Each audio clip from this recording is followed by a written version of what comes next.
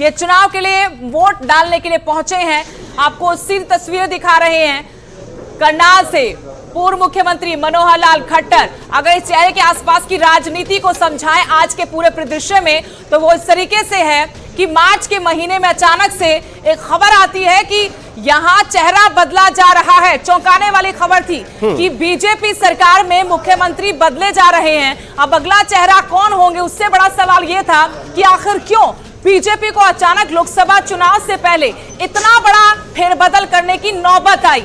ऐसा क्यों किया जा रहा है? क्योंकि इंटरनल जो रिपोर्ट थी बीजेपी की, आरएसएस की रिपोर्ट कह रही थी कि एंटी इनकम्बेंसी है, नाराजगी है मुख्यमंत्री मनोहर लाल को लेकर। उस नाराजगी को दूर करने के लिए ये सर्जरी की गई थी, मेजर सर्जरी कहेंगे।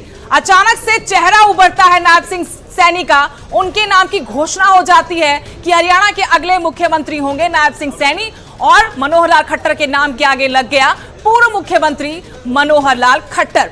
लेकिन सवाल यहाँ पर यह है आपसे कि आप जो अभी कह रही हैं कि किस तरह से हरियाणा का चेहरा बने तकरीबन 9.5 साल तक, तकरीबन 9.5 साल तक, लेकिन सुदेश मुझे ये बताएं कि 9.5 साल लगभग बनाम 56 दिन, कितना आपको लगता है कि इसमें बीजेपी अपनी स्ट्रैटेजी में कामयाब होती है? तो मनोहर लाल खट्टर वोट देने वक्त पहुंचे हुए, देखिए हरियाणा में चुनाव का आगाज हो चुका है। 90 सीटों के लिए आज मतदान शुरू हो रहा है, 7 बज चुके हैं, वोटिंग का अमल शुरू हो चुका है। इस वक्त आप स्क्रीन पर देख रहे हैं हरियाणा के पूर्व मुख्यमंत्री मनोहर लाल खट्टर और मौजूदा केंद्रीय मंत्री मनोहर लाल खट्टर। मनोहर लाल खट्टर ही वो शख्स थे जो तकरीबन 2 कार्यकाल पूरे किए, लेकिन 6 महीने के लगभग समय बाकी रह गया था और चेहरा बदल दिया गया था। जैसा अभी सुरेश बता रही थी कि आखिर ये क्या स्ट्रैटेजी थी, किस तरह का फीडबैक था जिसके बाद ये चेहरा बदला गया था। लेकिन फिलहाल आज वोटिंग का दिन है। आज मुख्यमंत्री रह चुके हरियाणा के मनोहर लाल खट्टर भी वोटिंग करने पहुंचे हैं। इस वक्त आप स्क्रीन पर देख रहे हैं, और इससे पहले जो तस्वीर हमने दिखाई थी काफी मनमोहक तस्वीर थी, जब रोहतक से आप देख रहे थे कि बड़ी संख्या में महिलाएं भी पहुंची हुई थी वहां पर, हालांकि पुरुष वहां तो उस वक्त ही पहुंचे थे। तो मनोहर लाल खट्टर, पहला वोट कास्ट हो चुका है। हमने वादा किया था आपसे कि पहला वोट कास्ट होती है, आपको दिखाएंगे। ये जो स्याही लगी है उंगली पर, ये ताकत है हर नागरिक की हिंदुस्तान में, ये मजबूती देती है लोकतंत्र को। और सबसे पहले वोट कास्ट किया है पूर्व मुख्यमंत्री हरियाणा के मनोहर लाल खट्टर। वहां पर मीडिया का भी जमावड़ा है, हुजूम वहां पर आप देख पा रहे हैं। पूर्व मुख्यमंत्री मनोहर लाल खट्टर, इस चेहरे के इर्द गिर्द भी बहुत चुनाव रहा, उथल पुथल रही। कांग्रेस ने मुद्दा बनाया कि आखिर क्यों आपने 9.5 साल सत्ता में रहे, सत्ता का चेहरा रहे, मुख्यमंत्री को बदल दिया। मनोहर लाल खट्टर को इसलिए बदला गया कि आपकी सरकार वादे निभाने में नाकाम रही। क्या कहेंगे वो भी आपको सुनवाएंगे। फिलहाल वहां पर क्योंकि मीडिया का हुजूम है, भारी जमावड़ा है, सुनाते क्या कह रहे हैं इस वक्त मनोहर लाल खट्टर। पहला वोट मैंने ठीक 7 बजे डाला है।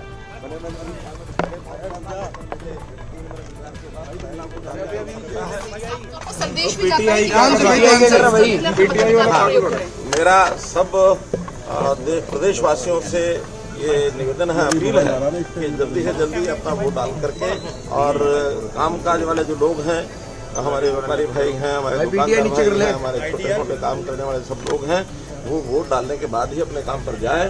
सरकारी छुट्टी है, इसलिए उनको कोई समस्या ज्यादा नहीं है। अच्छा, करनाल को लेकर आप क्या कहेंगे, क्योंकि नजर हॉट सीट पर बनी हुई है? करनाल सीट बहुत अच्छी कंफर्टेबल सीट है। लगातार मैं आज यहाँ का 3 चुनाव तो स्वयं में लड़ा हूँ, 2 विधानसभा के, 1 लोकसभा का, और आज हमारे साथी जगमोहन आनंद यहाँ से चुनाव लड़ रहे हैं। और मैं जहाँ तक करनाल की स्थिति है, करनाल के बल्कि पूरी लोकसभा की हम 9 की 9 विधानसभा की सीटें जीतेंगे ऐसा।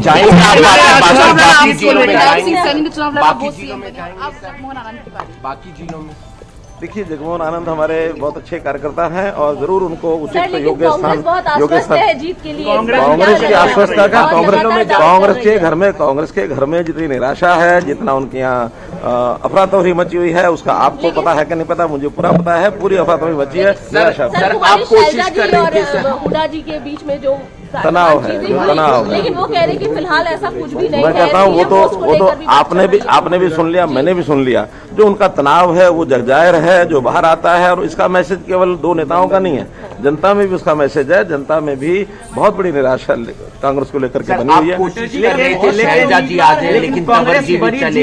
देखिए, मेरी कोई कोशिश नहीं है, मैंने तो अपनी एक ऑफर दी हुई है कि कोई भी आता है उसके लिए यानी द्वार खुला है।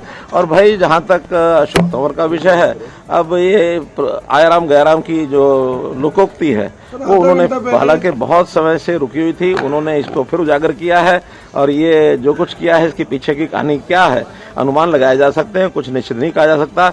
दोपहर को 12:30 बजे भारतीय जनता पार्टी की सभा में संबोधित कर रहे हैं और 1:30 बजे 1:45 बजे जाके मंच पर चढ़ जाते हैं कांग्रेस की। जरूर कुछ ना कुछ खिचड़ी पकी है, जब पता लगेगा आपको बताएंगे। बहुत कहानियां गढ़ी जा रही हैं इस बार के चुनाव में, बहुत जैसे आपने कहा ये कहानी है, इस तरह की बहुत कहानियां गढ़ी गई हैं इस बार, उसको कैसे देखिए, अब ये कहानियां गढ़ने की स्वतंत्रता सबको है, चाहे वो जनता हो, चाहे नेता हो, चाहे मीडिया हो, सब गढ़ते हैं और ये कोई नई बात नहीं है। हाँ, जनता के मन में क्या है ये बात सब जानते हैं, आप जानते हैं, हम जानते हैं, जनता भी जानती है। 8 तारीख को सायंकाल तक, दोपहर तक ही इसका सारा परिणाम सामने निकलेगा तो आपको पता लगेगा। करोड़ रुपए की हेरोइन और कोकीन पकड़ी गई, उसकी तस्वीर दीपेंद्र हुड्डा के साथ। कांग्रेस की जो एक मूल स्वभाव, इस प्रकार के लोगों को संरक्षण देना, और ये इसमें से साफ जाहिर होता है कि इतनी बड़ी जो कोकीन की एक खेप पकड़ी गई है, इसका मतलब हरियाणा के नौजवानों को नशे की ओर धकेलने का काम उनकी पूरी प्लानिंग है। और इस प्रकार की प्लानिंग को हमारी देश की प्रदेश की जनता समझती है। जैसे नौकरियां बेचने की बात खुले रूप से उन्होंने कह दी है, हम तो बिना पर्ची बिना खर्चे की अपनी बात लगातार कह रहे हैं, आगे भी रहेगी। और गांव के लोगों के सिर चढ़ के ये जादू बोल रहा है, लेकिन वो बाज नहीं आए हैं। जैसे पहले करते थे वैसी नौकरियों को बेचने का काम आज भी वो करने के लिए तैयार हैं कि हम आएंगे तो नौकरी बेचेंगे। लेकिन अगली बात यह है कि ना नौमण तेल होगा, ना राधा नाचेगी, उनको आने का कोई विषय नहीं है। इस बार मैं समझता हूँ जो पहली बार 14 का जो हमारा रिजल्ट था उससे भी ज्यादा बढ़ करके आएगी और मैं समझता हूँ 50 से ज्यादा सीटें। बहुत बहुत धन्यवाद।